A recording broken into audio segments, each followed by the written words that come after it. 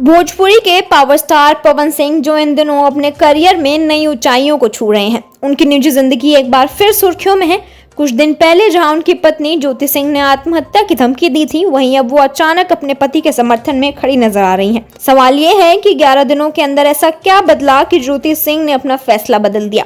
क्या यह पवन सिंह का डर है या फिर सिर्फ पब्लिसिटी पाने का तरीका? पवन सिंह वो नाम जो भोजपुरी सिनेमा का पावर बन चुका है। एक और जहां वो राइज एंड फॉल जैसे रियलिटी शो में हिस्सा लेकर अपने फैंस को चौंका रहे हैं, वहीं दूसरी ओर उनकी पर्सनल लाइफ किसी फिल्मी कहानी से कम नहीं। हाल ही में उनकी पत्नी ज्योति सिंह ने सोशल मीडिया पर एक पोस्ट के जरिए सनसनी मचा दी है, जिसमें उन्होंने अपनी जान देने की बात कही थी। इस खबर ने भोजपुरी इंडस्ट्री से लेकर उनके फैंस के बीच हलचल मचा दी थी। लेकिन अब इस कहानी में एक नया ट्विस्ट आ गया। 11 दिनों के भीतर ही ज्योति सिंह के तेवर पूरी तरह से बदल गए हैं।